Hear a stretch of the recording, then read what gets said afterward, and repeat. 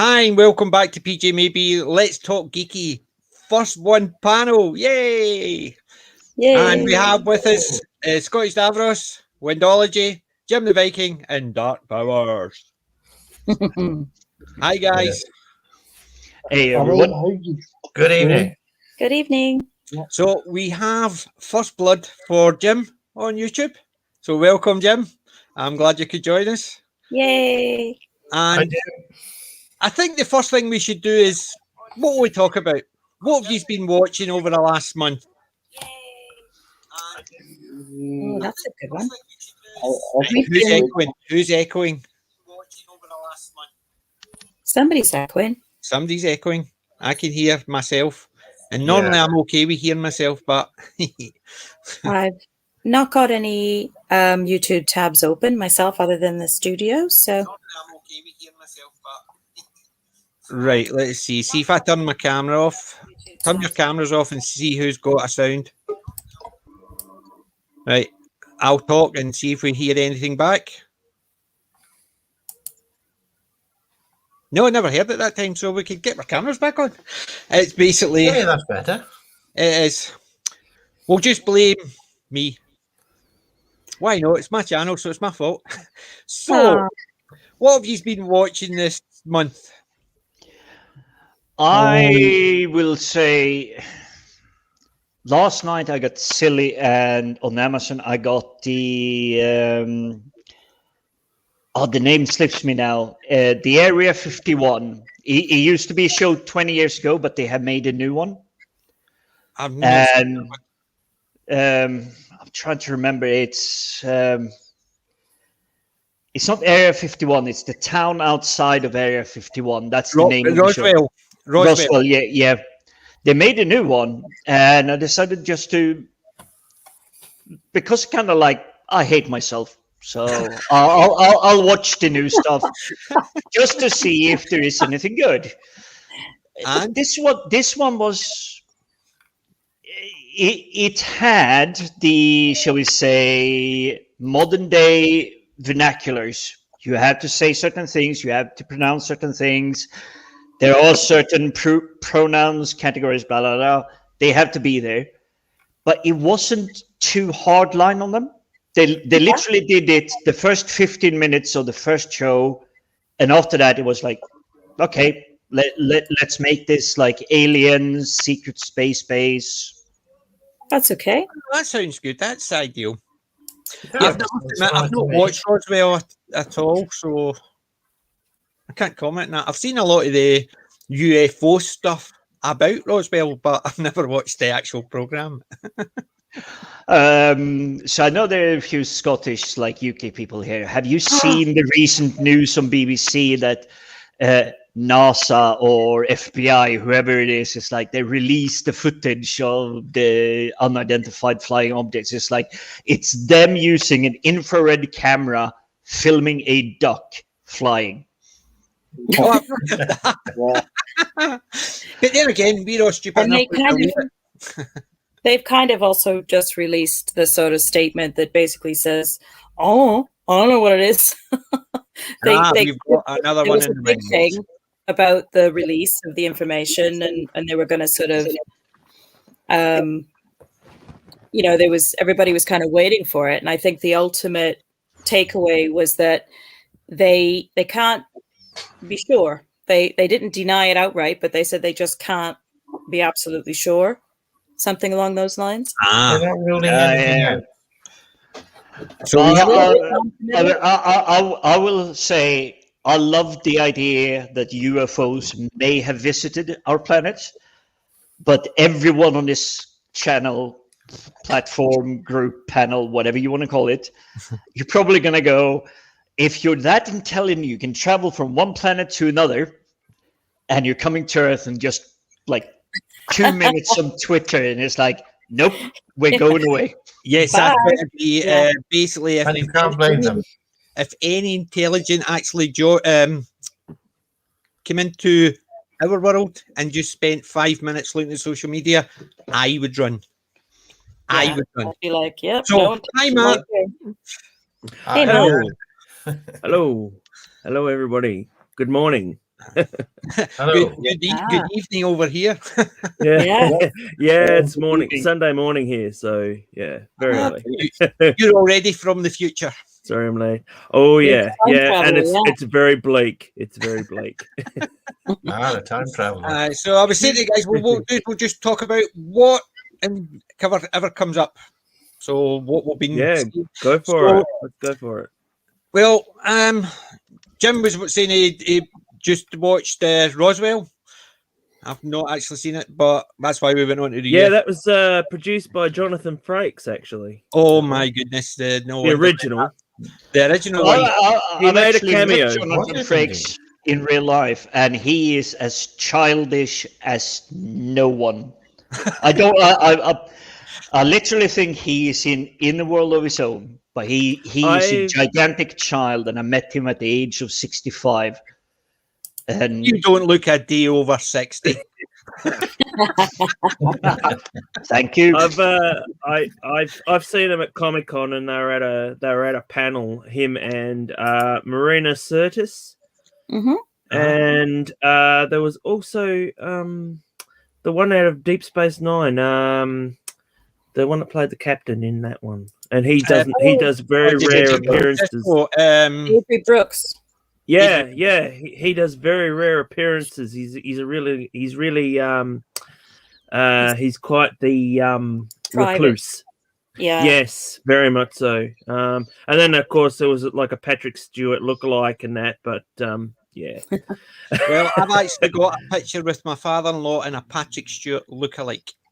So there are some people that do that for a profession. He looked a bit older than he was in Next Generation, but not as old as he did in Picard.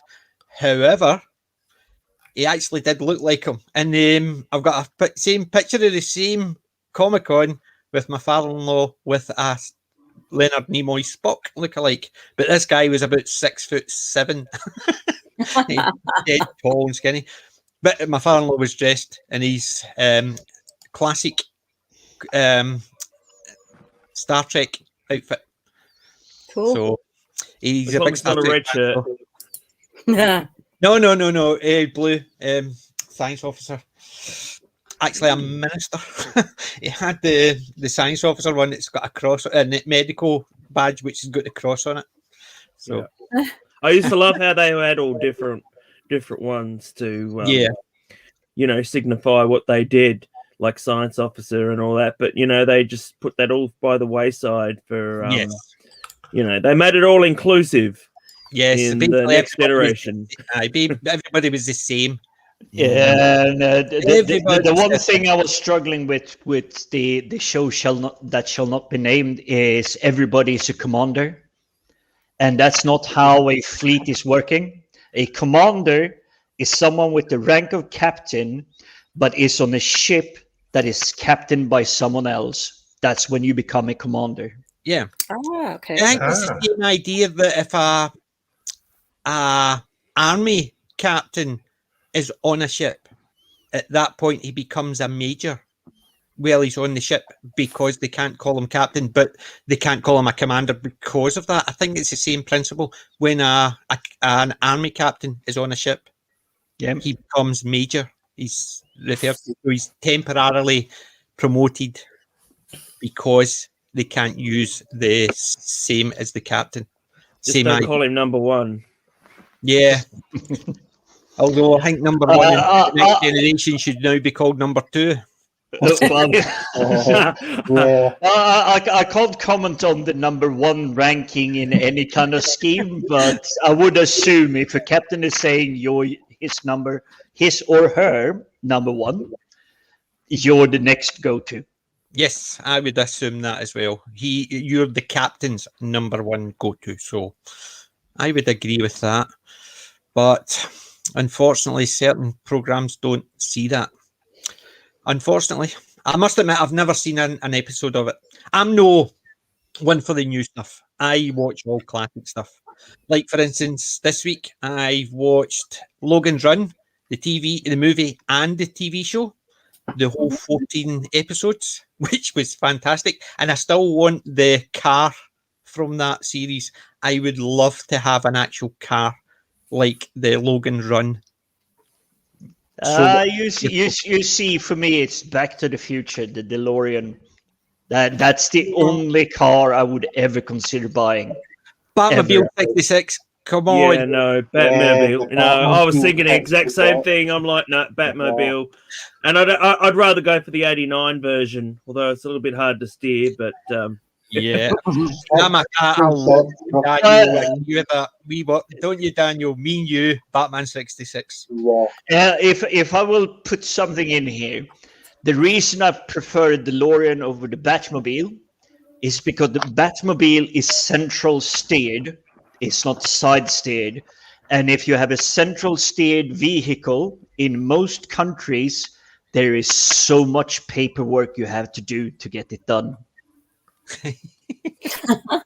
I didn't realize that they actually had central steer vehicles that you could actually make roadworthy, as you say, albeit with all the paperwork.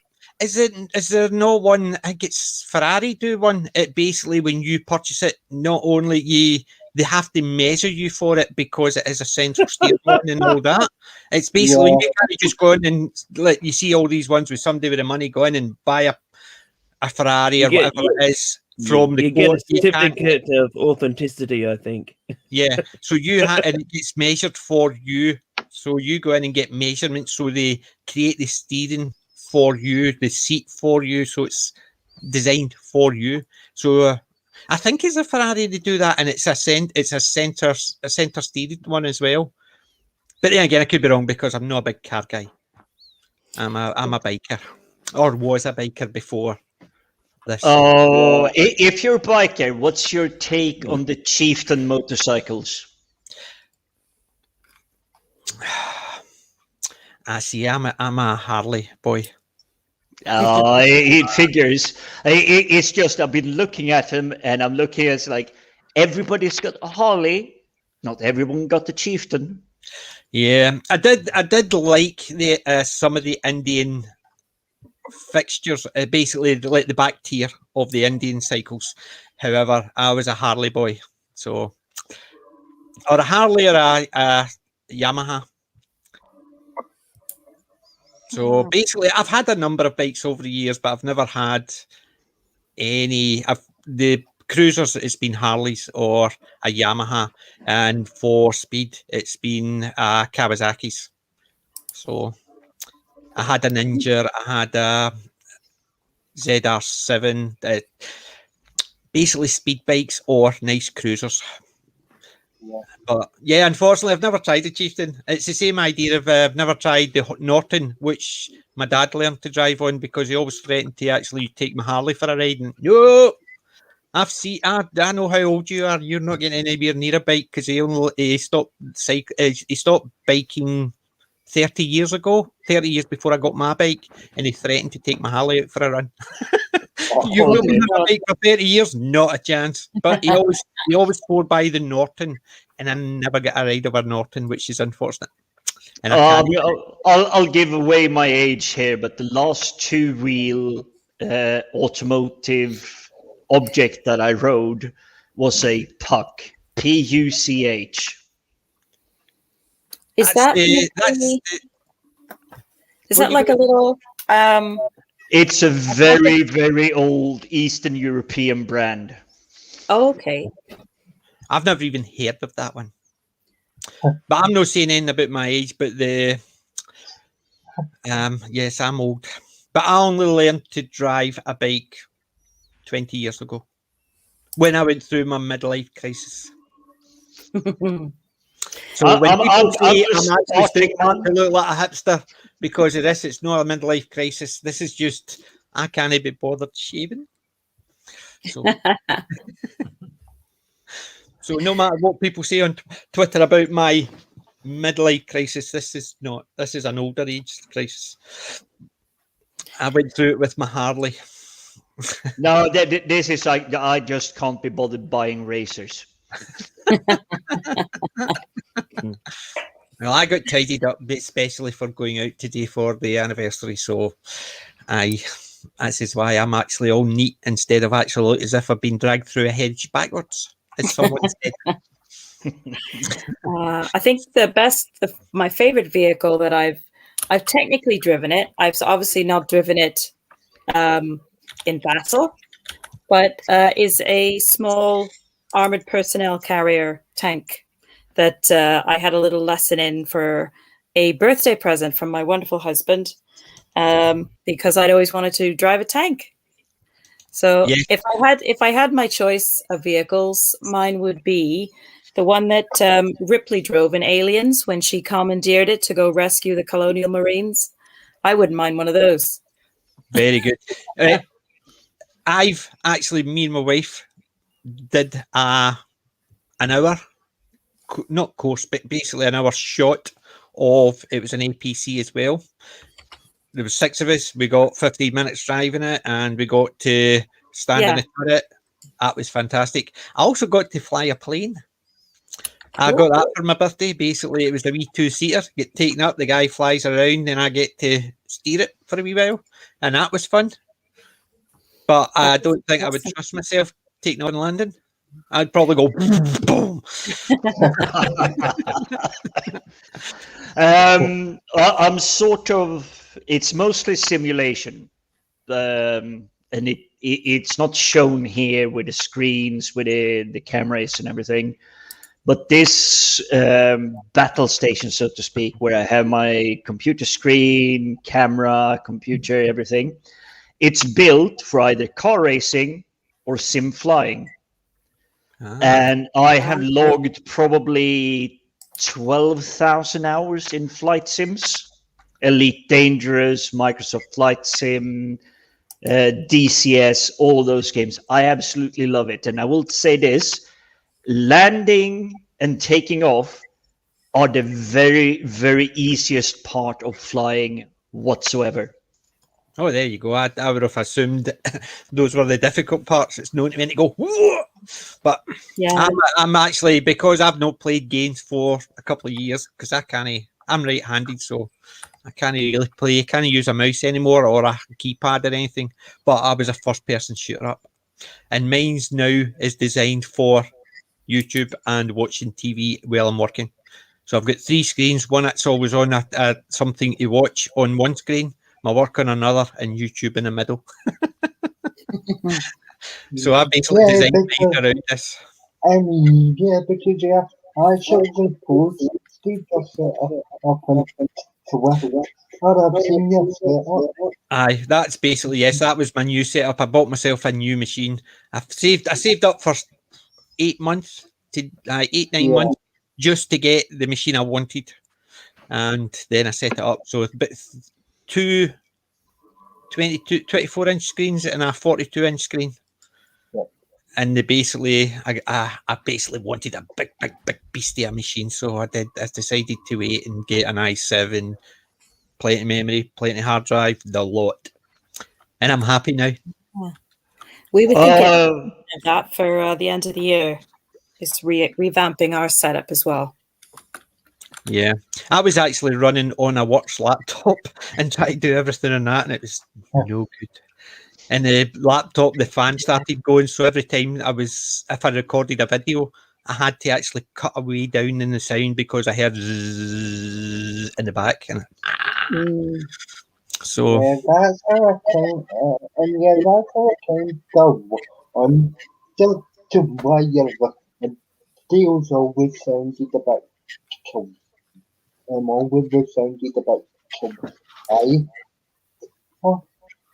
it's because I was trying to get rid of that hum in the background.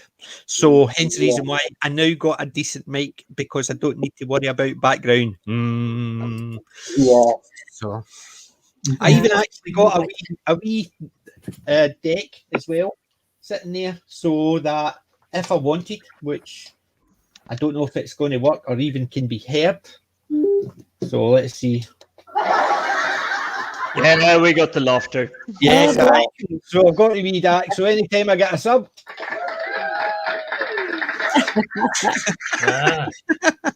doing a garage. It used to actually, it's set up so my mic can go through it, but anytime I put my mic through it, it basically either takes that or else it takes a mic. It won't take both at the same time, so I've set it up to another wee speaker offside. That's terrible. You see, I got this. That's the one I've got. That's it. Yeah, but I can't for the life of me figure out how to plug it in, get it between the microphone and the output. And he has all this, like... Look, yes, that's exactly it. It's basically... Where do you plug what's in?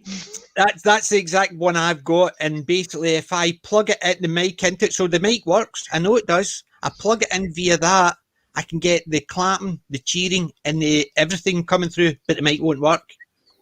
And it's designed so you've got echo and treble and all this, and I can't get it. Hence the reason I've just set it up to an external sound system, so I could just do the clapping and all that, and I can't get the echo because it's designed so you've got the echo and you can do what the class PD Rich says is gloom voice, so it can get the deep, or else it can get dead.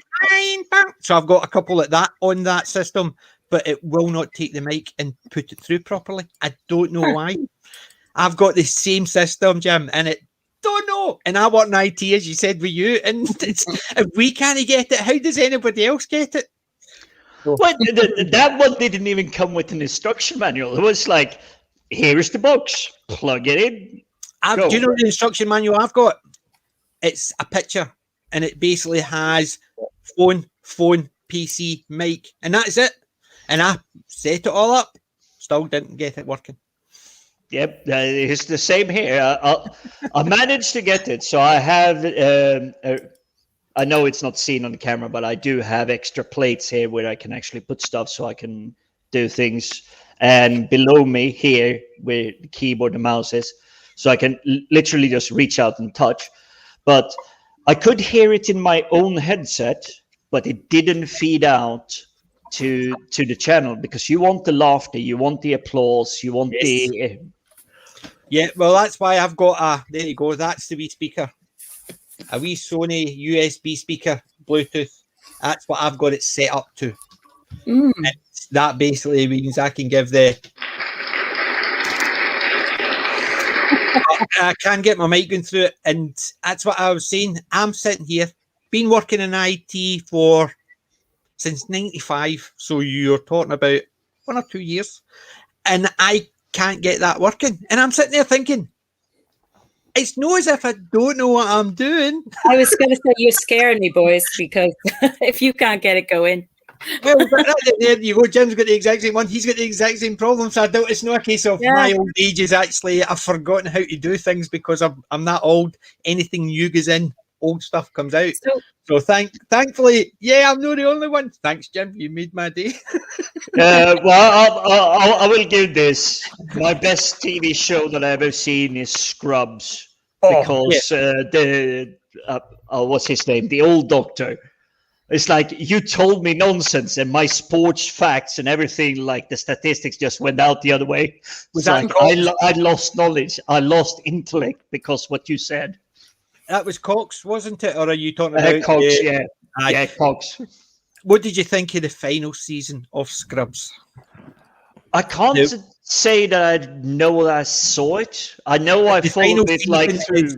The final season is when they went to a teaching hospital, and JD only appeared in a couple of episodes. So you had Tuck appeared in a couple as well. Cox was in it. Basically, it was a teaching hospital, so it was a new set of interns. That was the one they had. They weren't in Sacred Heart anymore. As you can imagine, I've watched it, and I've watched it numerous times. I love the first 7 seasons. And I think it was season 8 was the final one that they changed everything up, and it did not work. Yeah, because they had actually given the finale, it finished, and then they'd been given more money to redo it, so they had to change it all up and all that. So, and I think it failed. It's the same as a lot of things. Final season, kind of like Babylon 5, season 5. Season 5 does not exist to me. That wasn't their fault, though. That wasn't their fault, because they did exactly like they did with Scrubs, where they were turning around and they thought, well, this is the end of the season 4, is going to be the finish, and then they turned around and was it J. Michael Straczynski and said, we want a series 5, and he's like, well, I finished the story. Well, so he's like, oh well, I might as well do it about building, you know, the actual planetary type of system like the Federation, you know. Did you notice in season 5, the very final episode? It was the last of the 4th season, wasn't it? Because Ivanova's in it. She basically, Claudia Christensen didn't sign up because they refused to pay her any extra money. And then they still used the final episode of season 4 because they were given a season 5, and that was going to be the final. They had to actually put it to the end of season 5 and do a lot of filler. That's why she only appears in the very last episode of season 5. Interesting. It's been ages since we've seen it. I love Babylon 5. It's basically even the bad ones in Babylon 5 are better than some of the good ones in modern TV. Yeah. And even that's not exactly a fair comparison. Look at the junk we're being fed today. I mean, holy! I mean, I don't want to use bad language, but holy crap! Hey, really? That's just what Daniel says all the time. Last night I watched a Liam Neeson film. Ice Trucker, whatever it is. I have special skills, and I will. You do Liam Neeson, good actor. He usually can hold down and do the stuff he needs to do. He does this in this film, The Ice Truckers, but the plot line is just like, really?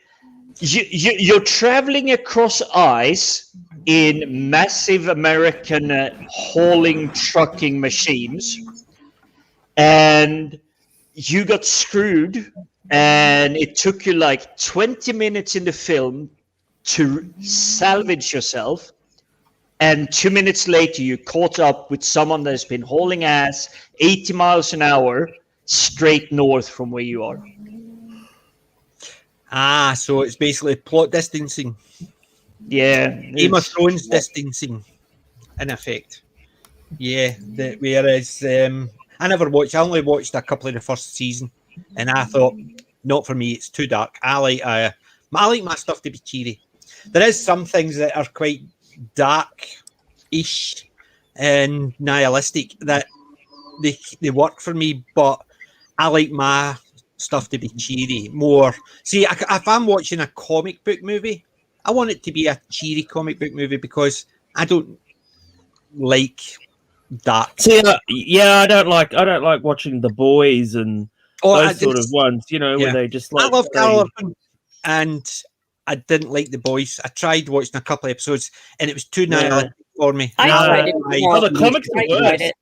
The comics are extremely like graphic, and just like not only graphic but sexually, you know, graphic as well. And that stuff just doesn't interest me. I'm like, I want to be, you know, I want to see superheroes beating up supervillains. I don't really. Yes. I don't want to watch them having sex with, you know, supervillains and that, which is what they're getting into now, you know, with this Batman and Catwoman crap that's going on at the moment. And you know, that sort of stuff just no.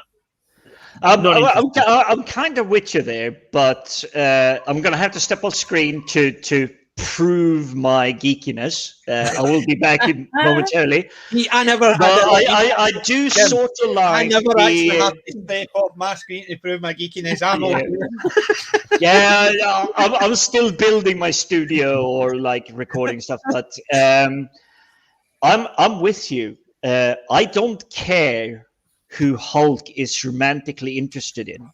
I don't care who Captain America may or may not like.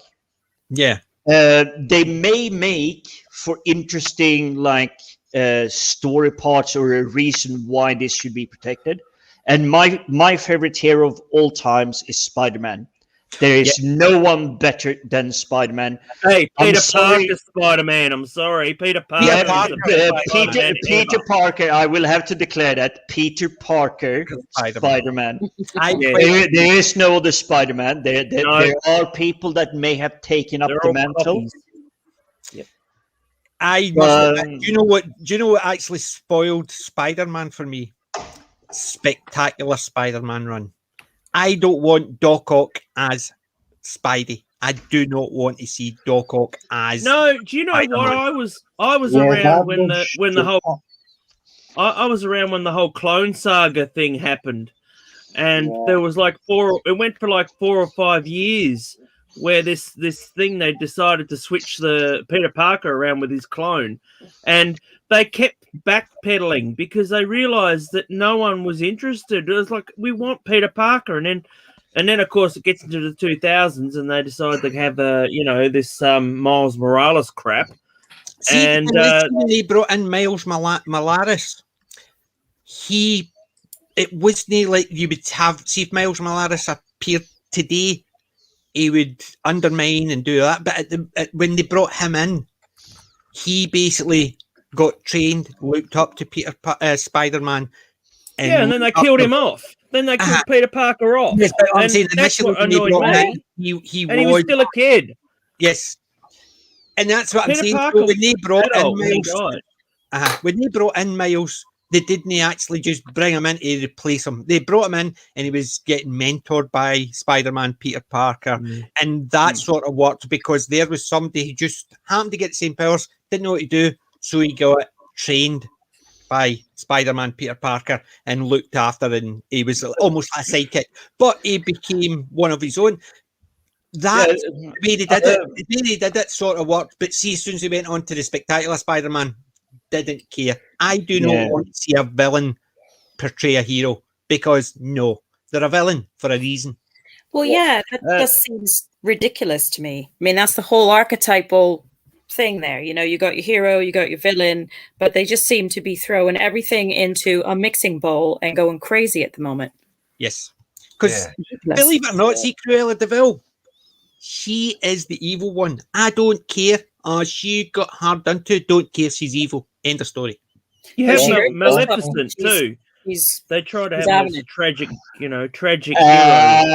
As the resident Viking here, that has always been rooting for Loki, I do like a little bit of backstory why the bad guy is bad guy. Yeah, but don't fluff it up like Cruella de Vil. Don't. See, there's a difference why someone turns into evil, but not to. But you need to sympathise with them. No, how they became evil, that's a backstory I can understand, but not to try and make you sympathise with the evil. To understand it, yes, no issues with a backstory for that. It's when they try and make you sympathise. Oh, she's not that bad. Isn't that a shame? No. I will give a counterpoint here, and I'm not sure if anyone else on this panel has played World of Warcraft. No. Well, stay away from it. I'm assuming you've heard there are humans, there are orcs. Yeah. Well, I'm going to ask straight up. This is a quick poll, 5 seconds.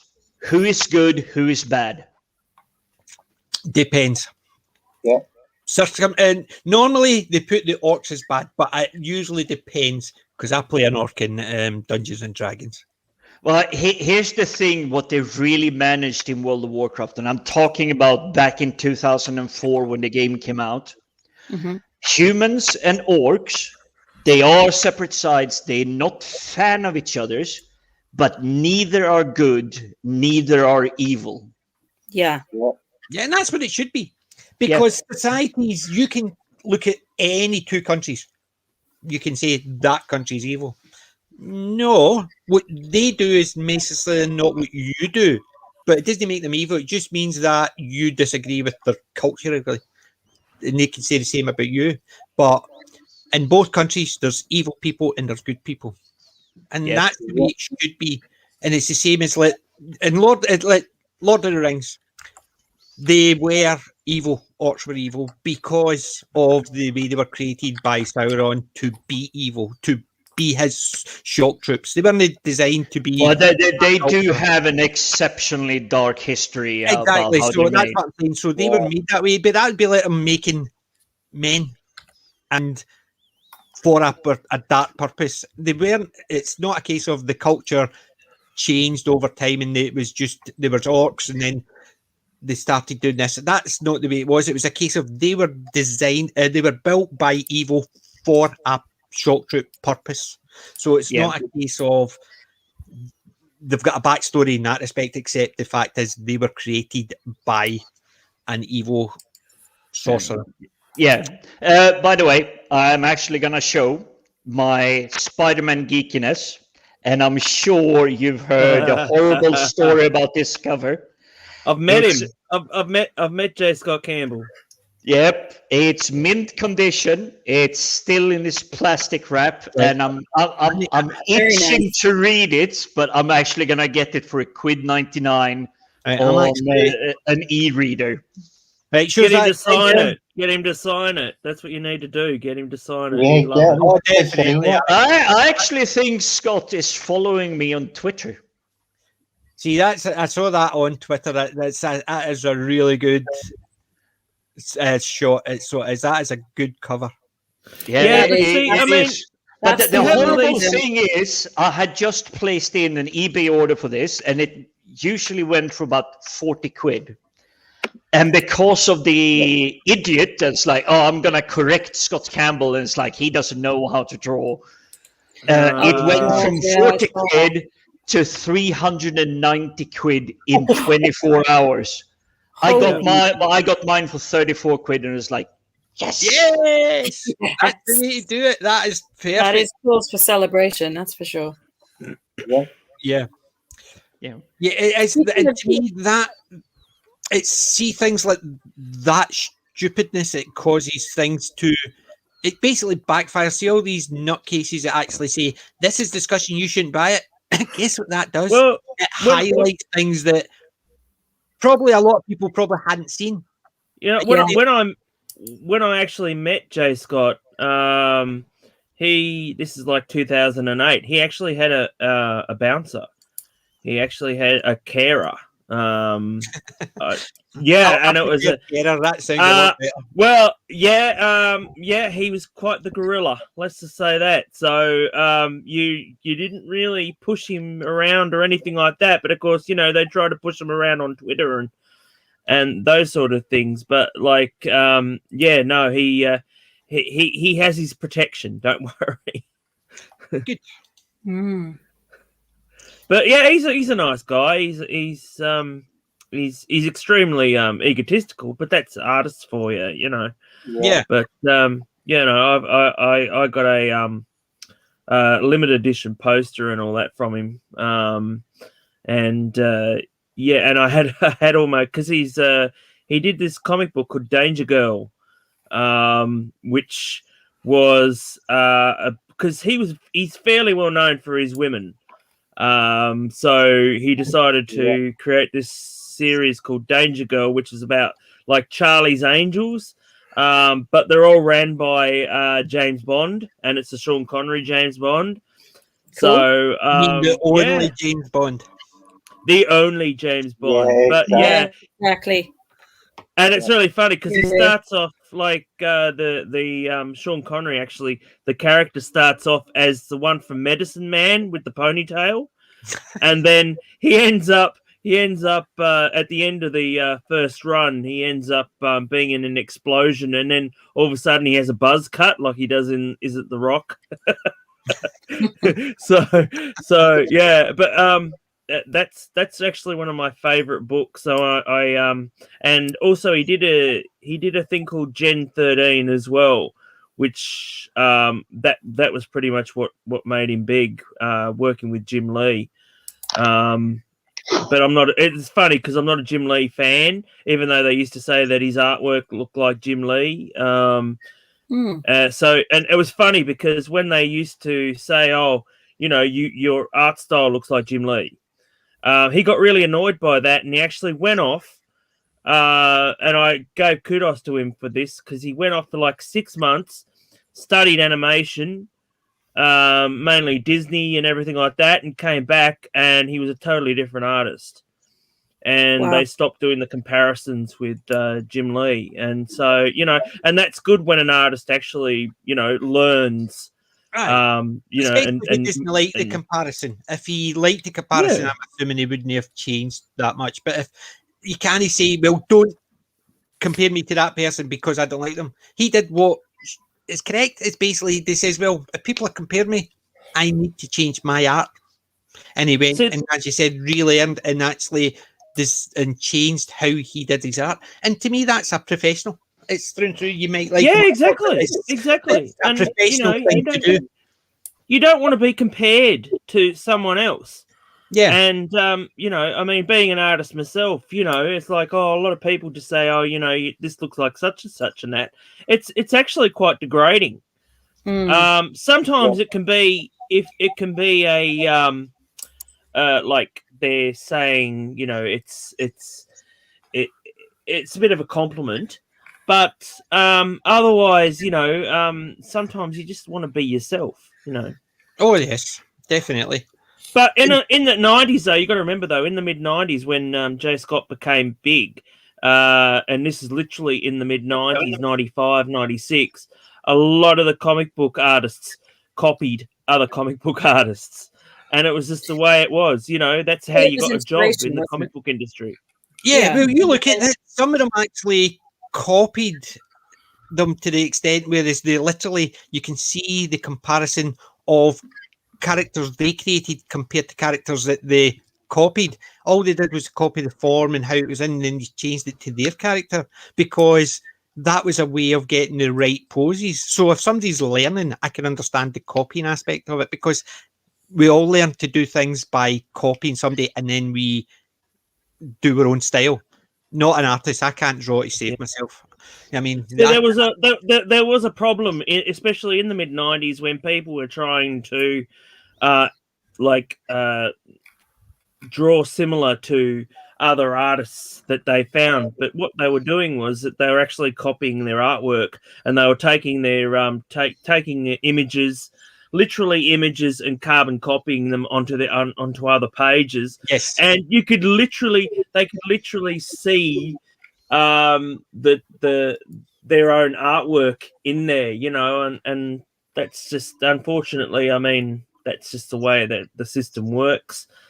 But they tried to stop it, but that's just the way it is. You know how they say, it's like copying's the biggest form of flattery, but it's not. I've been on the other side where people think, it's okay to trace. Yeah. And, you don't, and they're getting huge amounts of praise, and you're like this lowly artist trying to make a living. Yeah. And that's where it really gets me, Yeah, I'm with Jim. I can draw, but very horrible stick figures. I could never draw. I've always wanted to, but no. I used to enjoy art in school. Loved it because it gave me the opportunity. But at the end, I realised that I would look more like Picasso than anything else. Up here and stuff like that. No. I remember coming out of the Rocketeer. Remember the movie Rocketeer with Jennifer Connelly, and I just fell in love with her that night that I watched Rocketeer, and I literally went home, drew a picture of Jennifer Connelly, and I was probably about 17 at the time. And a few years later, I found that picture, and I was like, "Oh my god, it's the worst picture ever!" And I'd be like, "Oh, thank God I didn't send it to her," I am sure that if you sent that picture to her versus me making a picture of my own trying to send it to her, I would be on her block list. You would not be. I don't know. All those 10 years that she was on through the Rocketeer to Dark City, she was hot. I'm sorry, she was. So I'm just glad that she's happy now with Mr. Bettany. I will give this. I know it will sound weird, but the, shall we say, damsel in distress, the whole old school kit, they were actually well played. by any actress that actually did that. It's like, okay, I'm going to be a damsel in distress. I'm going to be rescued by the superhero and everything. But they managed to flesh out and give persona, which is where I think you find people like Jennifer Connelly more attractive than, say, your average today. Oh, feisty. You know, they've got to be a bit feisty. And it's like, you know, Karen Allen from Raiders of the Lost Ark and, you know, Carrie Fisher from Star Wars. You know, they've got an attitude, and that's what gives them character. Yeah, You know, and they're not damsels in distress as such. No, people who got into bother that they didn't have an issue when they were rescued. Well, except when he was a short stormtrooper. But it was the fact is they had attitude, and they knew if the roles were reversed, they could do it as well. It just they needed rescued because of that. And it wasn't a case of they had to be rescued. They just needed to be rescued because if they had the means, they would be able to get out themselves, not just a case of, oh, I can't do it, I need to wait for somebody. Exactly. If you take Carrie Fisher, Princess Leia, all she really needed was for Solo and Skywalker to cause a distraction. She solved the rest of it on her own. Yeah. As a proper hero. You didn't need to actually do anything else except be the hero she was. But then again, heroes didn't exist before a couple of years ago. There's never been a strong female sci-fi character except Leia, Ivanova, Delenn, Ripley. Yeah, Martinez. She was a badass in the Alien. She basically she could take any of those guys and actually cut them down. It's the same idea. Sarah Connor, the same idea. In the first movie, Sarah Connor was the damsel in distress. But by the second time, she is a killing machine. She is the Terminator on her own. Yes, exactly. Yeah. Because she worked at knowing what she needed to do to survive. Yeah, it sort of went with her character. And the thing is, the two characters are the same character. They're just two ends of her story. And both of them work perfectly. Yep. And to me, that's the hero's journey I want to see. Yes, exactly. I don't want to see a hero who comes out the gate, everything's perfect. So, well, do you notice though? Sorry, Matt. Sorry, no, you're right. Do you notice that that when you take a hero out of that story and they try to continue the story, it doesn't work? That's why, like, you know, Predator doesn't work without Arnie. Yeah, you know, and you know, so you've got all these other like Ripley. I mean, they had to bring her back because, you know, that was the only way that her character could move on. But, you know, Sarah Connor, they got rid of her after what was it, number 2, and then it was like another 3-4 movies before they actually brought her back. You know, the real Sarah Connor. I'm not talking about the young one. You know, they did. They tried to reboot it, but it didn't work because it wasn't. I will give Summer Glau did good job as a Terminator. But that's Summer Glau. Come on. One. Yeah. She basically. I was talking about that and Summer Glau and Serenity and Terminator series. She was fantastic. She is very good, and she's very good, as you said, like a Terminator type character. She just carries that very well. She has that charisma that she can look blank when she's doing she's good as a robot. She looks as good as a robot, and she's still got a personality behind it. She doesn't need to show it; it just comes out. And as a Terminator, it worked because people were constantly underestimating her because of her size, but because she was a robot, she could do those things. But the problem was, though, see, with that series, I mean, that was a good series. I did enjoy it. It had a few, you know, twists and turns in it. But the issue there was that the fact is they had Sarah Connor and then they had a female Terminator together. And it just didn't work. You needed one or the other to have the two. The dynamics just didn't. Yeah. The dynamics was just too much because because she was trying to, in effect, teach her how to be female. You want to teach her to how to be human. The female aspect of it is, which is what really worked so great in Terminator 2, where Connor is teaching him to Arnie be human, not to be a man. Well, it isn't exactly teaching him to be human. It's teaching him to be a douchebag. But it's the aspect of humanity. It is like, and I know it's probably hit more home with New Yorkers, because it's like, if you go away, have a nice day. Mm-hmm. Yes, that was very popular. See, this is where I think that the new Doctor Who has fallen flat on its ass, is the fact that it's you know, Daniel, I'm sorry, I'm not going to go down in that way. Sorry, Daniel, but it's just the fact that you've systematically removed a character that is well known, well established, and you've tried to literally replace him with a woman, and it just doesn't work.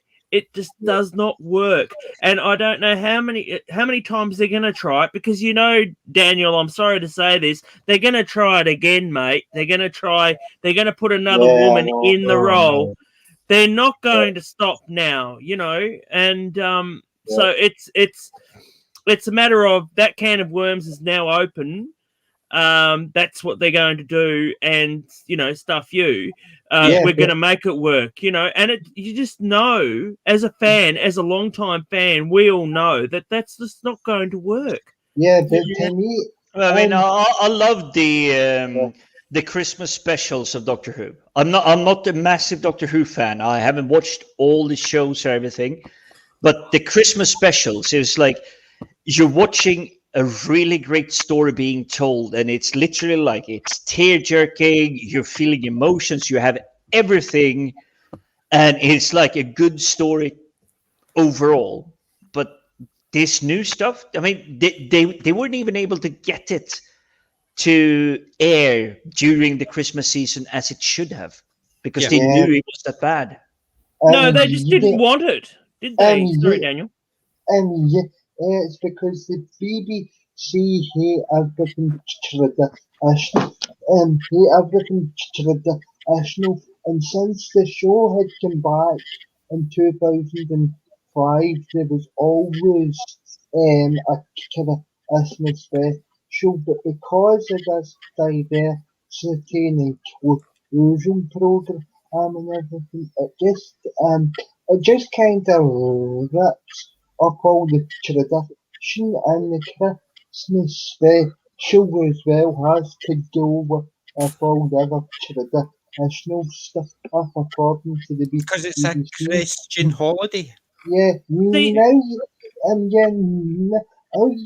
have boring New Year special that nobody even cares about, to be honest. No, and that's the thing, Daniel. It's like because you're a fan of the newer series, aren't you? So it's even though you're a fan of the older series now too, you're more of a fan of the newer series, and that's what actually brought, for us old fans, with the new ones. Having Christmas specials, that's what they brought to it. They brought Christmas specials to it. We never had those before, mate. And see, all of a sudden, now they've changed it for both of us. So now that they, and it's just not working, is it, mate? No, it's not. And let me tell you that I'll be shocked if the next series doesn't go down to at least 2.5 million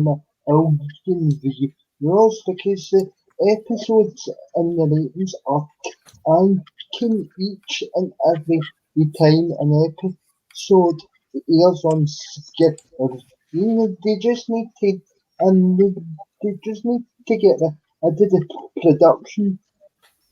There was The issue is, see, systematically they're not putting in the right people for the job, are they? They're putting in the wrong people for the job. And the strange thing is, they reckon that there's no one wants to do Doctor Who.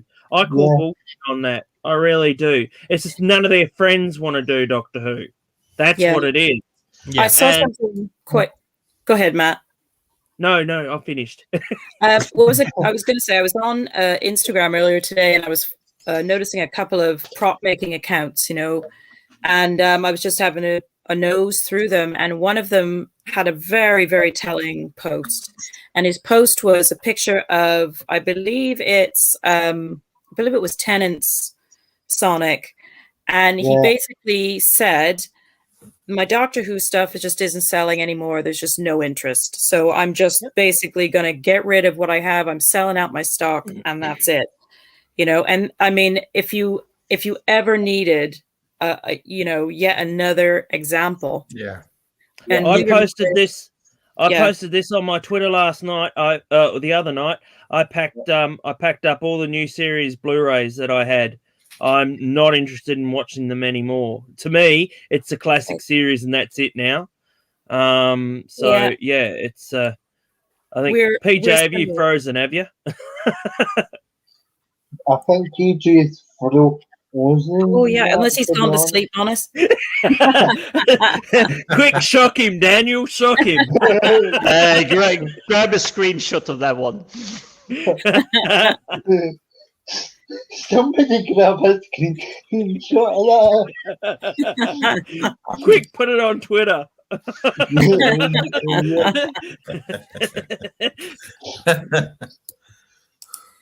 Let's drop him a message. There he is.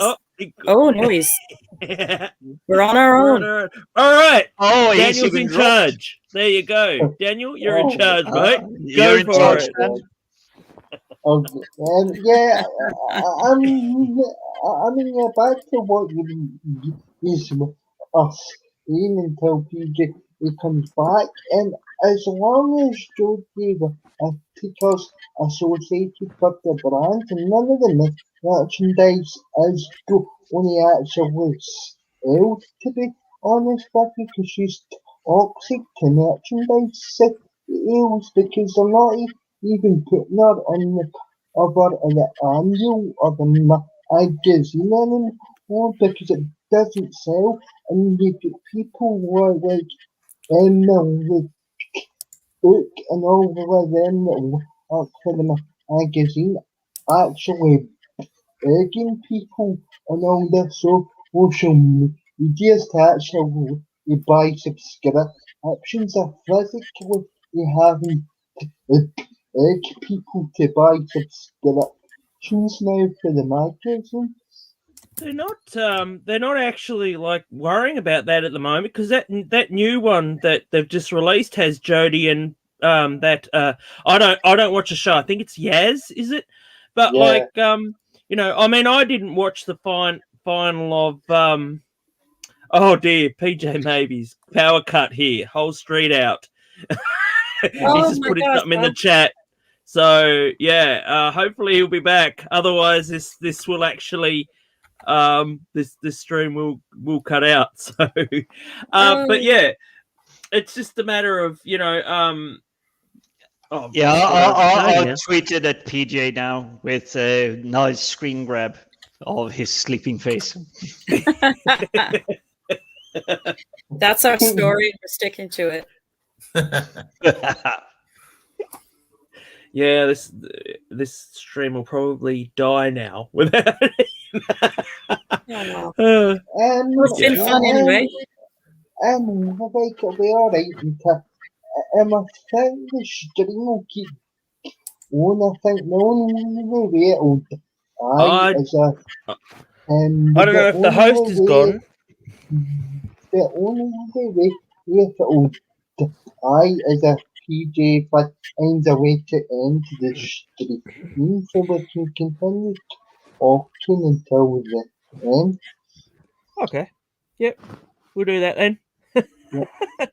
But with the whole Doctor Who thing, you're right, because they're putting him still on the cover though, Daniel. And if it's not selling, why are they doing this suicidal thing? I reckon that the BBC probably paid them to put him on the cover. The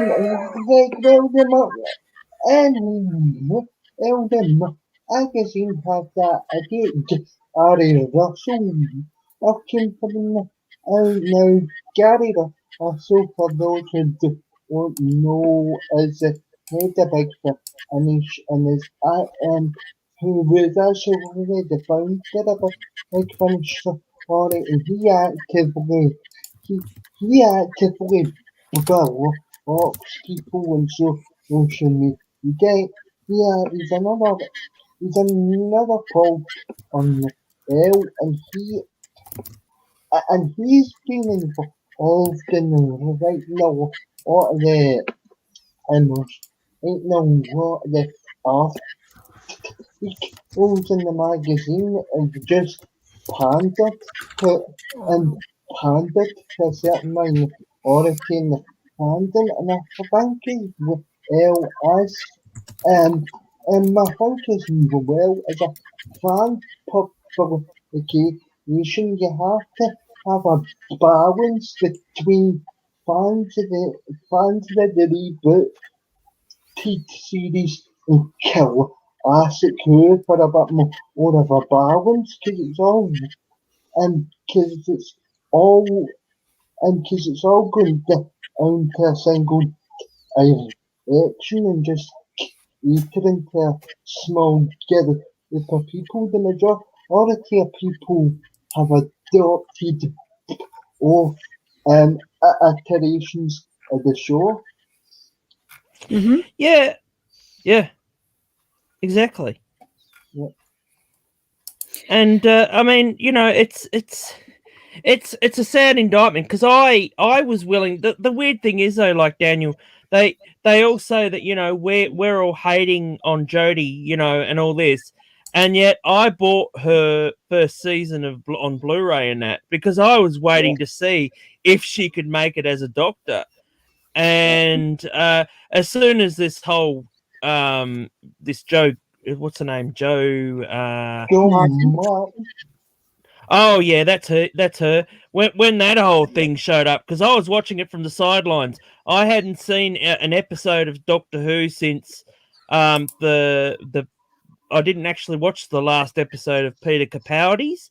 What was that called? Two something. Let's admit it. You're a Rose fan, so that's the last time you saw it. No. I have watched the entire series. I just stopped watching Peter. I just stopped the episode, the very final episode of Peter Capaldi. I didn't watch it. He flew off in the TARDIS to me. And that's how we feel. And that was. But I actually did it though. I actually stopped watching. And that was actually twice upon the time. That episode was an absolute disgrace because they made. Was it really? Yeah, because they made the first Doctor out to be this sexist, and see some of the dialogue that the first Doctor is given, and you think to yourself, this Chibnall must have had a hand in that episode, because the first Doctor was made out to be a sexist. See, yeah, and that's the thing. He's the one that's going to end up having to change into a woman, but that was obviously, you know, his choice. Yeah. But it's like, oh, forget about the last 13, you know, last 12, you know, characters that he's had, or 13, because including the War Doctor, you know, and you just think how it's going and how it's gone, you know. And in the last 4 years, you know, I was waiting to see how it was all working out. And I thought, oh, yeah, okay, I'll just wait and see. And I heard that the pilot episode with her in it did pretty well in the ratings. And they were like, oh, you know, she's fantastic and all this. And I was like, okay, yeah, all right, well, I'm still not watching it. And so, but I'll wait and see. I'll wait and see how it goes. And then the first season went and just went, and so I thought, oh. On Amazon, on Amazon, the prices so asked and the Well, that was the reason why I got it. I got abused by a friend because I bought series 11, and I got it for like $10 here in Australia. Yeah, it's cheap. It's cheap, okay. And I got that, and I got, is it Resolution of the Daleks, that's the very first? that's the issue with the call it because all the New Year's that was the cheaper one.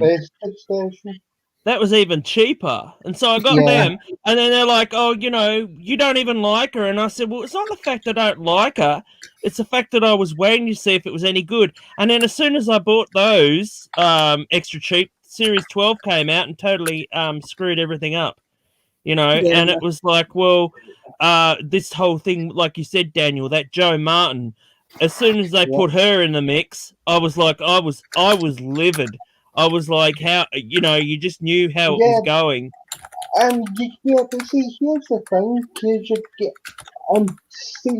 thing, you get the guy with and you get the guy with the convention account on Twitter, actually, he came out and said, oh, she is a pretty hot incarnation, and like, see the amount of fans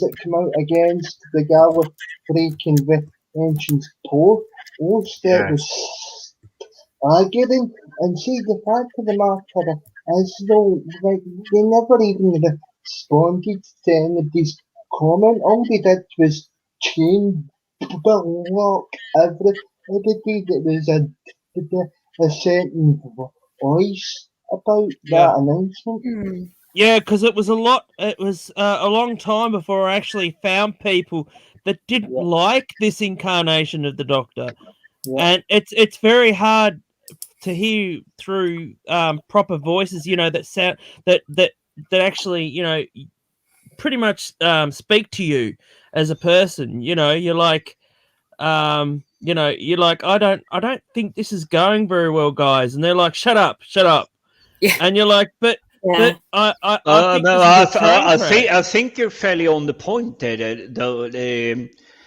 I don't mind the gender swapping or anything.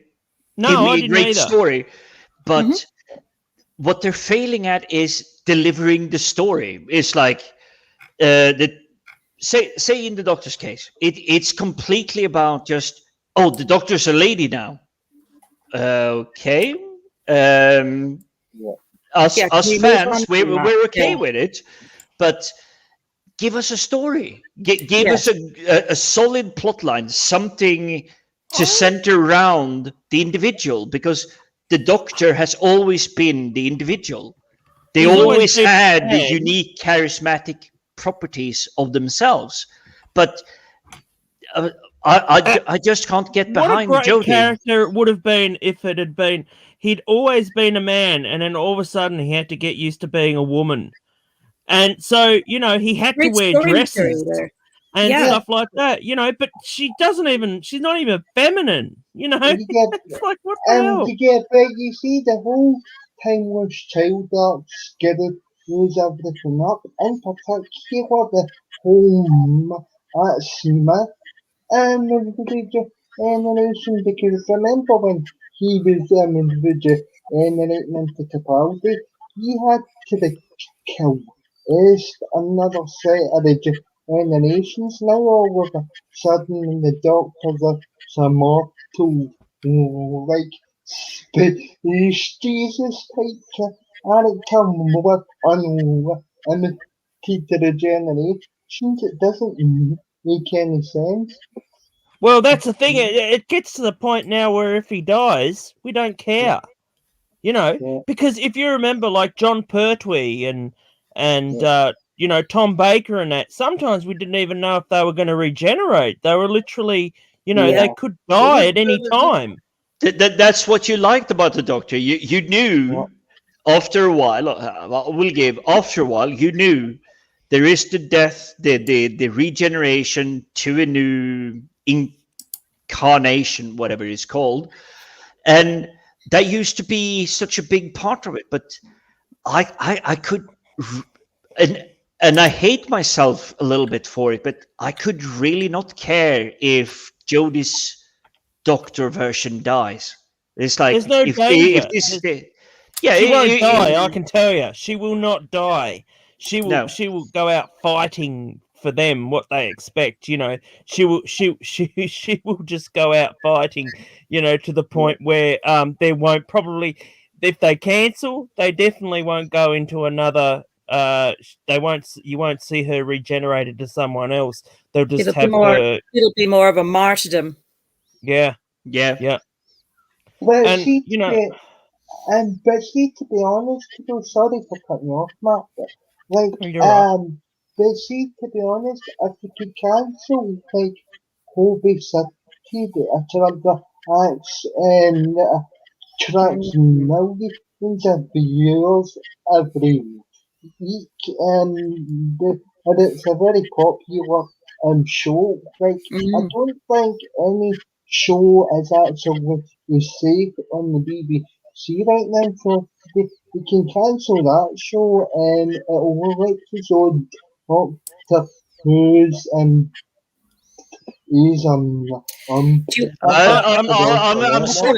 sort of with you there, but there are certain different levels of carrying a show over to the next iteration of what it is.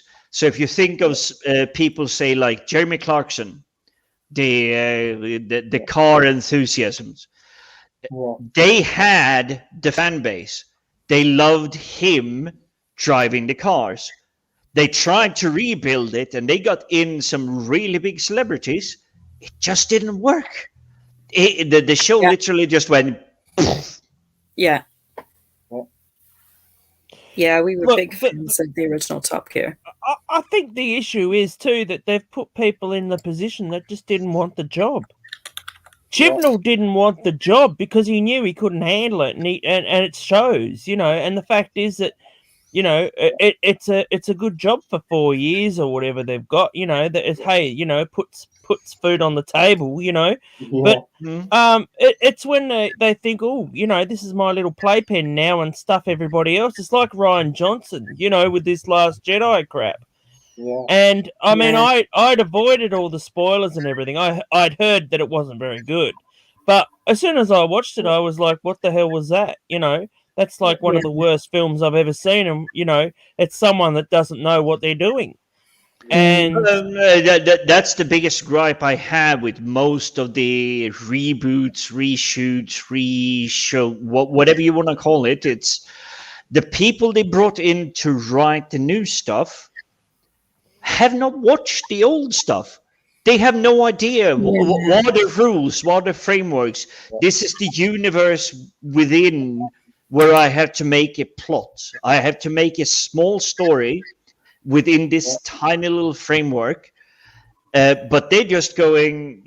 take Star Wars, for example. Rey, she has 2 months worth of training as a Jedi.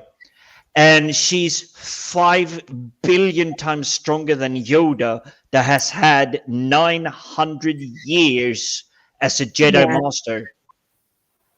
That's it. We had the ethos of Yoda. I mean, he was just, this little tiny being who, because he had so many decades and however long he'd lived, all that experience of working with the Force and all that wisdom, and then to just sort of introduce a character that's very flat and two-dimensional and just didn't seem to be able to carry the same gravitas that they did with a puppet when it comes down. That's the thing too, isn't it? Because like Yoda was wise, She wasn't wise. She was a dumb.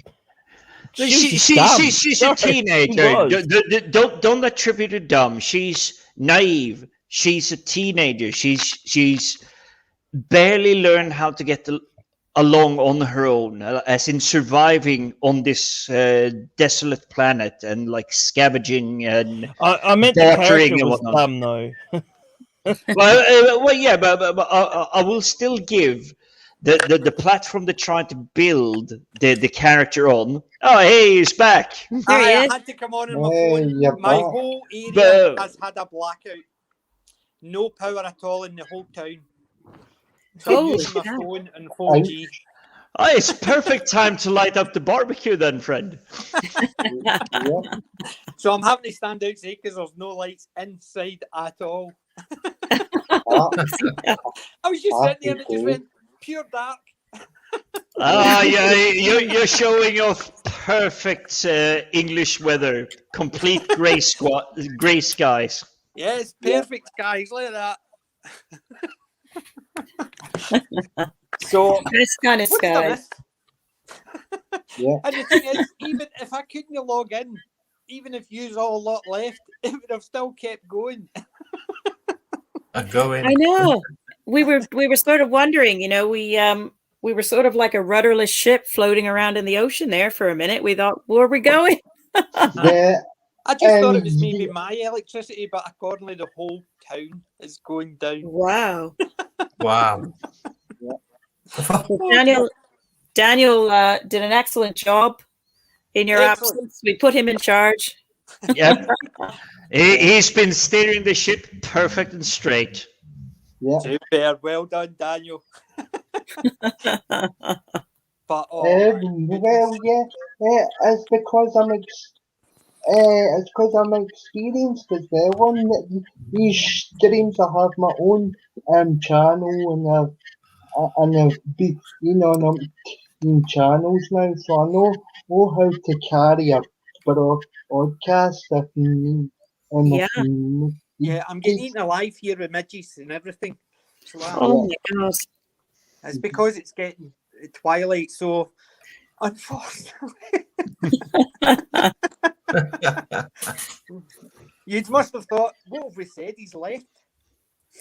Well, first we thought you fell asleep and fell on the floor. You may have to check Twitter because I managed to grab a screenshot of you. It looks like you're.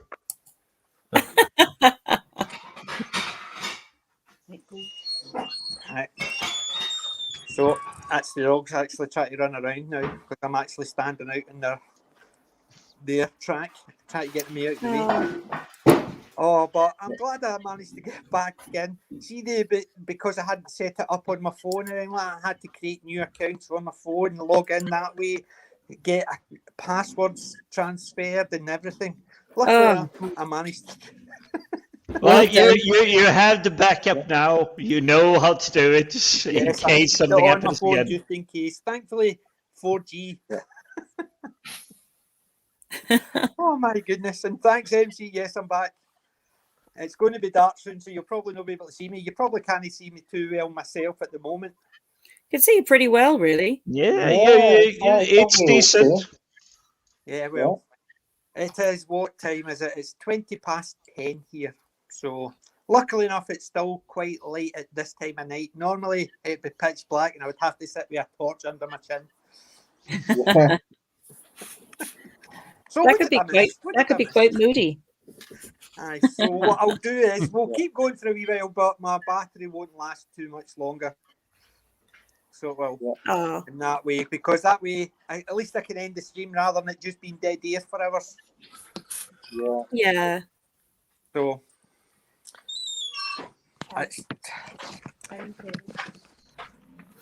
what would you like us to do, PJ? Do you want us to keep going or? I might keep going for a wee while. It's basically, as I said, I can keep going for a wee while because I've got 40% battery, but that won't last 4 hours. But it will last for at least another half hour. We could do another half hour.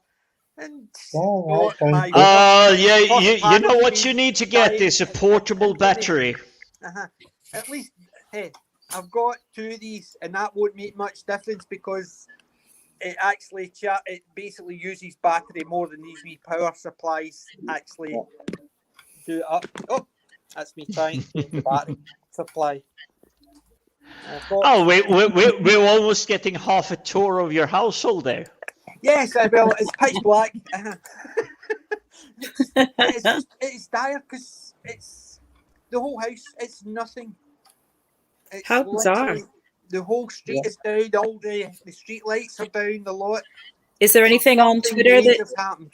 Anything on Twitter to suggest what it was? What it was? For this area, there'll probably be one person on Twitter. It's probably me. My guess, and I'm saying this as an old IT soul, there's probably someone with the digger just like, oh, we're going to have to repair this street. Oops, there are a few cables here.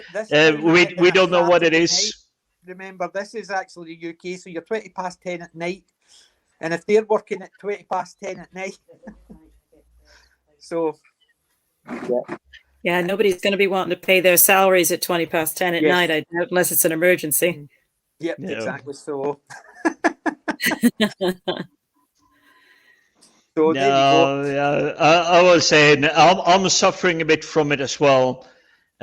Luckily, I do have 2 separate lines. So I have the line coming into the house, but I also have a 5G antenna, not too far, but line of sight from my balcony, so I can just hook up my mobile phone and have internet. All these things are great, but there's zero power, so my PC's dead, my laptop's dead, my network's dead. Oh my gosh. It's literally everything dead. If I go inside, unless I can find a torch, I'm actually walking about going, oh dear. Can't even make a cup of tea. Oh, no, that's, Oh, come on, you're in Scotland. All you need to do to heat up a cup of tea is just put it out in the sunlight. In Scotland, we don't have sunlight.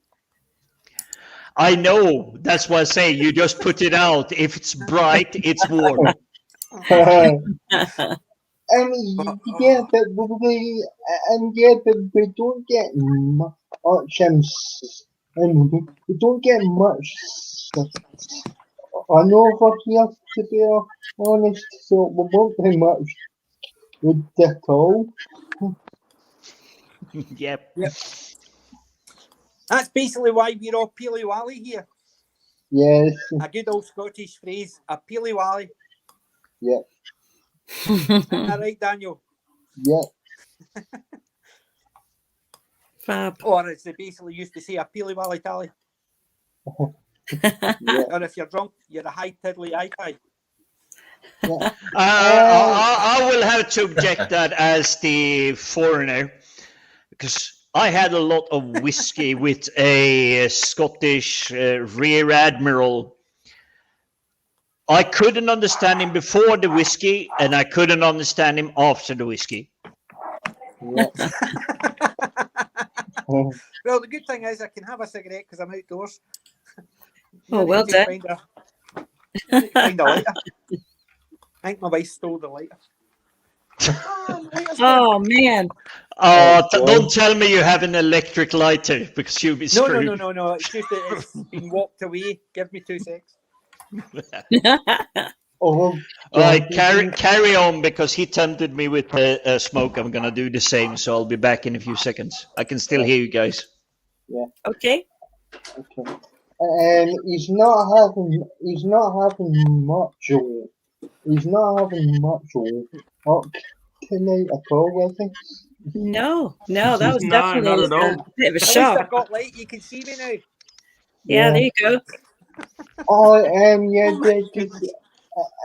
Did you see Big Finish releasing a new Eldon and spin-off set next year? It's available to pre-order in the Big Finish and I haven't been keeping up with Big Finish lately. I thought I saw a tweet though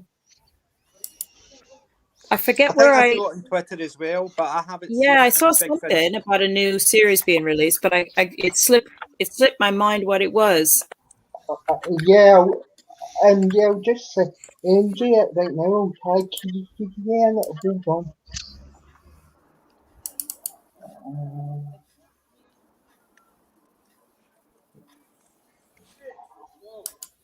What's that? What's happening? I'm There just must worried be- every time there's silence. I'm worried if my phone's actually dying. No. No, hello. I'm actually eating crumpets, so I'm actually cooking. So that's why I'm quiet. But no, it's the so. whole. What were we talking about before I was ignominiously kicked off my own stream? Well, we kind of were putting the world to rights a little bit about Doctor Who, and sharing some thoughts on. Yes, I remember. I was going to say something about that. The need for for the return of the story versus just over focusing a little bit too much on the actor. We had no issues to some extent, but it we were just sort of commenting that I was going to say I agree with Matt in that. Basically, I'm a classic Who. I don't really watch the new stuff at all. I started watching it, but I even found that I watched it once, never rewatched any of them. I used to collect them, and then realised most of my DVDs were never even out the cellophane wrap. I just never watched them. I wasn't interested enough to actually keep up with them or rewatch them. Fair enough. Whereas the classic stuff, I did that. And so I stopped watching before Capaldi finished. I just couldn't even be bothered with it. However, I think what they're going to do is there's so much speculation in who the next Doctor's going to be. It's not going to be male. The reason it's not going to be male is if it's a male and the viewership starts climbing, that will say the female Doctor failed. It will signal a failure, yeah. Yeah, it's not going to happen because if anything, it's going to be another female to take over. And if the viewership starts climbing again, then the Doctor after that could be male because then it's already on its up. So that's a different story. But because the viewership came down, there's no way it's going to be a male because if it starts climbing again, then it's basically saying that they were wrong, and that's what it is. And someone who doesn't watch it, I'm just going by viewing figures, so I couldn't tell you. I don't not watch the end of Capaldi's, and I've not rewatched any of the stuff, so I just basically back on figures, and that's the over focus on the sort of platforming and all that stuff that went along with it is definitely put us off anything now going forward. But with the right actor or actress there, and stories, more importantly, stories, proper stories. Doctor. If they write it as a female Doctor, what they're doing is what I've heard is they're writing it as if it's a female playing a male Doctor. That's not the way it should be. Yeah, and that's why it seems a bit weird. You see, for me, it all falls down on the story. I could care less if the Doctor is male or female. Mm-hmm. A good story, like ripping your heart out of your chest. You're literally crying at the end of it because they're dying. It's the reincarnation. That is for me Doctor Who. It's a really, really good story. It shouldn't matter, I suppose. But that's also a sale. You imagine if they had written Peter Capaldi and he was acting like a female, it would work because you're having a male acting like a female. It's the same as, I suppose, with Jodie Whittaker. If you've got a female acting like a male character, it doesn't work. She should be written as a female incarnation if they want to go that way. They seem to be writing her as the same person. Well, every Doctor's had their own personality, and that's what I'm missing from the new one. Jodie's Doctor doesn't have a character. I could not tell her apart from a generic person I walk across the street. yeah, and basically what she's doing is a hybrid of David Tennant And you know why that is, Daniel, don't you? yeah, It's because Chris Chibnall doesn't know how to write a female character. yeah. And it's obviously it's the writing behind it, because I've never seen I don't watch Broadchurch. I've not watched a lot of I've not watched new stuff, so I couldn't tell you if she's a good actress or not. I don't know. But if she must be, because she's been in a number of things, I'm assuming.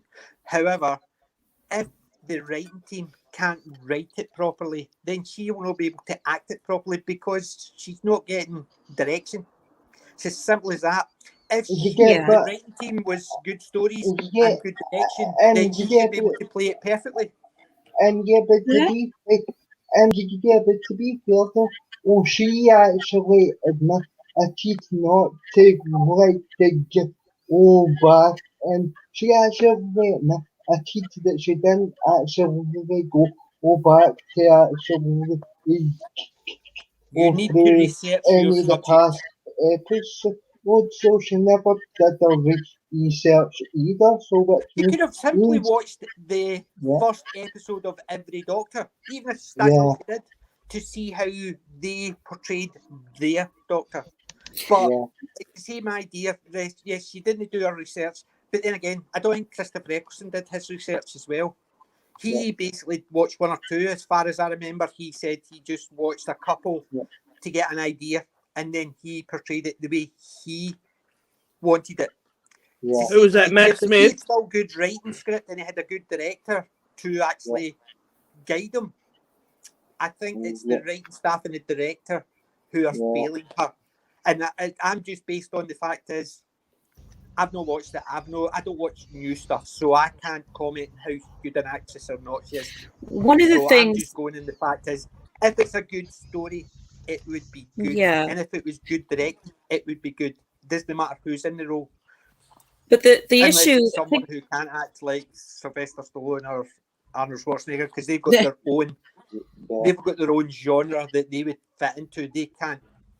Things outside their genre, they're not very good in.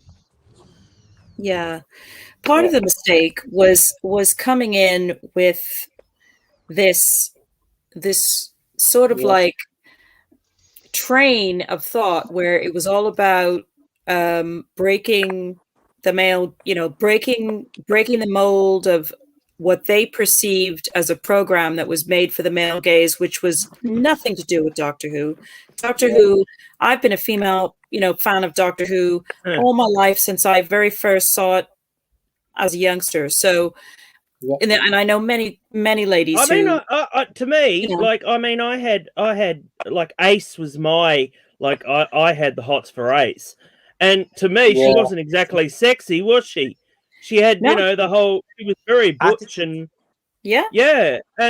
but and that's what I liked about her, and she was hot as well.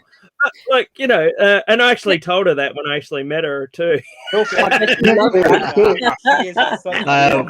sure you did. I've never seen someone go rosy red before, but there you go. I met Sophie. See, when I met Sophie, There we go. The Australian humility. Jealous of a Dalek and envious of a Dalek in the same time. So you had Sophie Aldridge and Katie Manning sitting next table to each other, and that's what I said to them. I'm both terrified. I'm glad I'm not a Dalek, and I'm envious I'm not a Dalek in the same time, based on Katie Manning's pictures that she posed with a Dalek and Ace beating a Dalek. No one talks about those. You notice that?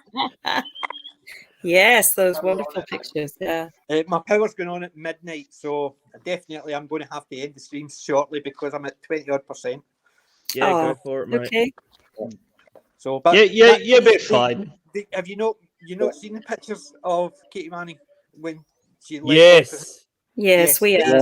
I was really surprised because I was only about 19 when I first saw those, and that was in a book called Time Frame. I don't know if you've ever seen that book, but there's a book that they did for the 30th anniversary, and I've heard of it.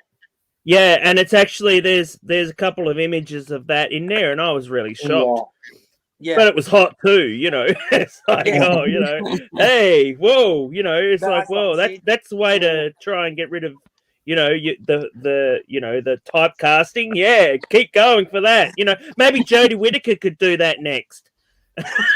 I will have to admit, I had to Google it, and like the first images coming up is from her present day. Yeah. She's still a gorgeous lady. The one with, She's a fantastic lady, Katie. With Liz. Magic. The one with Liz. Yeah, she was in a car accident early on in her life, so she's had to have a lot of reconstructive surgery and that. Wow. Yeah. Katie Manning is one of the nicest people on earth. So she is. She is. Like I recently, last week actually, I watched they had an interview with her on the John Pertwee box set on Blu-ray. And I watched the whole thing for an hour, and I could have watched another 2 hours with her because it was so interesting. I didn't know she was best friends with Liza Minnelli, and you know, she had a car accident when she was when she was 14, 15, and she almost died, you know, and she lost half her face, and you know, and they used to say that she wasn't attractive, and she almost got someone tried to a director just tried to sign her up for a 4-picture movie deal when she was only about 15, 16. So you know she's had a life, you know, and I was really interested in that. Yeah, and she's maintained, and that's the beauty of Katie. She's, with all the stuff that she's been through, she is just the happiest, most upbeat, kind person, you know? Yeah, she is. She's happy with life. I met her at the Comic-Con. The staff at the Comic-Con kept saying, Katie, you can't do that. So she would, if somebody come up to the table, kid, adult, whatever, she would come away down, give them a cuddle and chat to them, and then take a picture with them. Even if she's had pictures with them, she would get pictures, and she was just such the loveliest person to chat to. She was very bubbly. Sophie Aldridge was sitting next to her, and she was doing the same. She was basically a lovely person. I chatted to her for ages as well. It just goes to show. See, when I went to Comic-Con, I'd just go for the classics, but some of my family, nieces and stuff like that, usually come with me, and they want to see the new stars. So some of them, they go up and they're nice, no denying it. There's a few of them are nice, but there's one or two that are a bit up themselves. I will admit to that as well. I mean, I like seeing the celebrities in person, meeting them up front, candid level, not like they're sitting behind a desk. It's like, oh yeah, it's 15 quid for an autograph. And something I did that I really, really loved was going on Star Trek The Cruise. So you go on this cruise ship for a week, and you're there with the Star Trek people. Yeah. The actors are actually on the ship. They are contractually obliged to do like a performance show for like an hour in the evening, but daytime or traveling between the islands or everything, the humans, the actual person. And one person that really, really has surprised me is Michael Dorn. He's meant to be a really nice guy. I must admit, I would love to meet him. He's a very, very nice guy, and it's you're trying to know. It's like, oh come on, you're Michael Dorn. It's like, no, okay, calm down. No. He's here as a human. He's not Worf. He's Michael Dorn. He's here with his family. You're going to go and swim with stingrays or whatever you're going to do on these adventure trips or whatnot. But he's absolutely brilliant. But I will say my biggest surprise was Neelix from Voyager.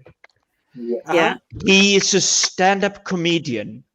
Yeah. And he will put the biggest names. So Eddie Murphy, not Jordan, Connolly.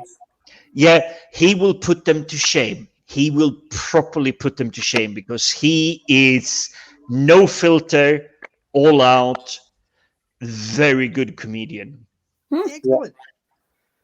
But the biggest surprise, I will say, above that is the people that played tons of different roles through different series. So Deep Space Nine, Voyager, Enterprise, Next Generation, they were in all of them. Mm-hmm. They are actually a singing quartet. And they're very, very good. Yeah. But they make the theme of what they're singing about Star Trek or putting on the mascara and the makeup or whatever they need for Star Trek. Yeah. See, the only person I've met from Star Trek is Robert Picardo. He's brilliant. And I will say, as Jim the fantastic. Viking, as a Scandinavian, his girlfriend is apparently Swedish.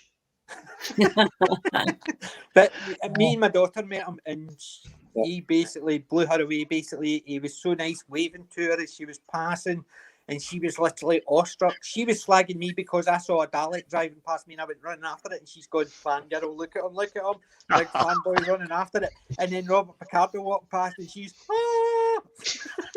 I saw what she was slagging me for, she did the exact same for Robert Picardo, and he was so nice. He was basically, when we went for the picture, he turned to me and says, "Right, you go to the back," and meet him. He's standing facing my daughter. We meet at the back, sitting there going, "No fair." The thing that surprised me about meeting Picardo in real life is, real life as in, yes, I've spoken to him casually, not asking the autographs thing. It is like, "Hi, how are you doing? What's going on? What do you think is blah blah blah." But when he went on stage, it was actually a karaoke stage. Holy crap, this guy is a really solid singer. He is very, very good as a singer. Wow. That's something I didn't know about him. I didn't know that either. That's really good. He actually has a best mate. They were best mates before he became the Doctor. Not Doctor Who, the Doctor on Voyager, obviously, but they had a music band. They've released albums. They're famous. They're actually quite well known, but it's not known in the connection of him being the Doctor in Voyager. It's a separate career path apart from his movie career path. Wow, that's cool. Definitely. Basically, he's, apart from anything else, he's in another one of my favourite franchises, Stargate. Oh, I love Stargate. I love it more for the fact that it's world building. Yes. But it's world building outside of, okay, yes, this is planet Earth, or this is Fantasia, or this is wherever you want. It's like you go to a new planet. What are the rules? What's going on here? Why are we not the best? Yeah. The only franchise, the only part of that franchise I didn't like was Universe. Same again, too dark for me. You see, I love Carlisle.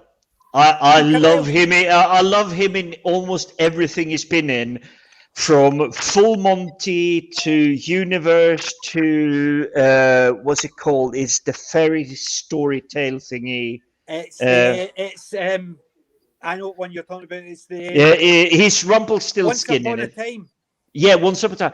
He's absolutely brilliant in bringing flavor to a character.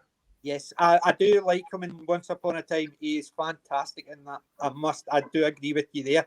But he's such a great actor. But it was same again. It took the franchise I love, and then it went dark, and that's why I didn't like it. I saw the 2 seasons, but it was definitely not my favourite. I liked Atlantis to an extent, but it was that wasn't a patch on. The only thing I like about Atlantis is that the bad guys were emo goths. And I will have to admit, at that point in time, early 2000s, I was very much fond of ladies with like dreadlocks, high heels, leather, purple hair. Hey, judge me whatever you want, but the race were a good change from the Gold. I didn't like the priors and the.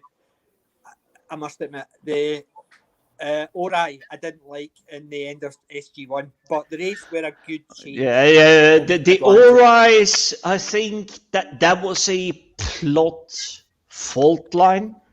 Because the Ori were so overpowered, they would not have been a reason for humans to have defeated them. Yeah. Yes, I quite agree.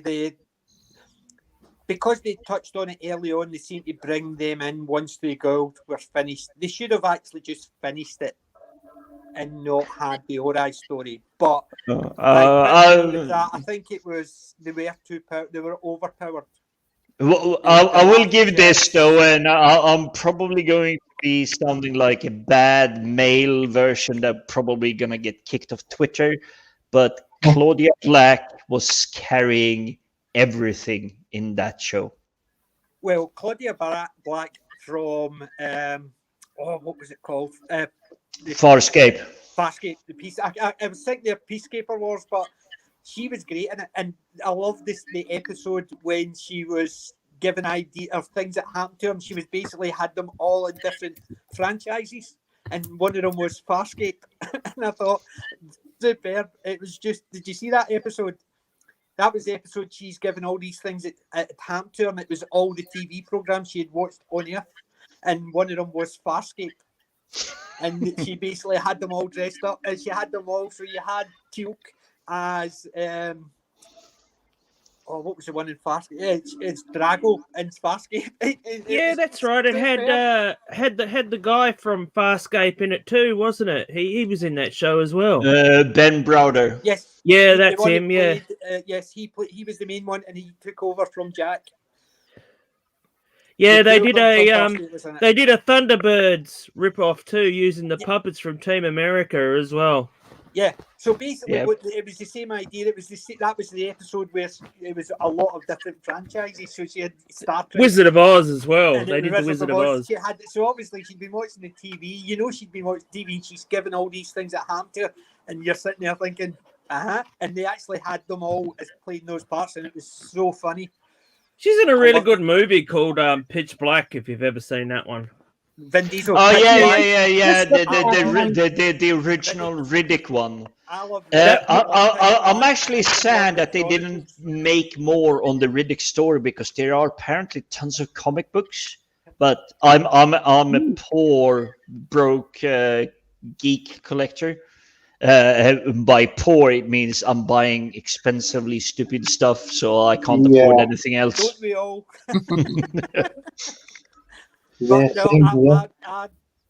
I love the Pitch Black. I love Pitch Black, Riddick, and what was the other one? I just said it there. Chronicles of Riddick. The Chronicles of Riddick. I love the three of them. Carl Urban's in them as well. Basically, Carl Urban, met him. He's a really nice guy, actually. He basically, because I'm a big Judge Dredd fan, as you can see from my avatar. I like Judge. See if they could take Dredd, Carl Urban's Dredd. I could never tell. Stallone's movie with the backdrop and all the city like that. That would have been superb. So I will have to throw out this controversial statement, but Dredd for me is Stallone. It was for him, and I do mean for him, and mind you, he's the guy that wrote, directed, and produced and made all the Rocky happen. But what he did in terms of trying to bring Dredd alive that was really, really good. It isn't as dark as Dread can be. No, I quite agree. And that Dread is the only one that I like the nihilism, because I grew up reading Dread. I've been reading 2000 AD since issue 2. Have you get to watch this? No. Well, no, you can get to watch the 2 o'clock. Hold on a second. So, whilst he's off, I will continue my line here. So, the Stallone Dread is more. What's the Mila Jovovich multipass? Fifth Element. Yeah. That one is quite light-hearted, despite the world is going to end. Whereas Mega City 1, he's judge, jury, executioner, blah, blah, blah. The Stallone version is quite light-hearted. It isn't as brutal as Dread should be, which is kind of why I like the way they made that one. I'm not thinking that's an accurate Dread presentation, but for something put out in 95, that's actually really, really brilliant. Yeah. I mean, as far as comic book adaptions go, though, that Dread version is way more into the comics than that other one with Stallone, because Stallone wants to show his face, and see, the character of Dread doesn't do that. Does not ever take off the helmet. No. And see, this is half the issue that I have. I will need to actually end this. Yeah. I know it's a very cut short, but maybe pick up next week. Yep. I do apologise, guys, but thanks for having me. 1%. If I don't end it now, this stream will stay live forever. All right, PJ, thank you. Okay. Thank you, PJ. Catch you next time. Good night. Thank you. Good night. Ta-ra. Night. Night all.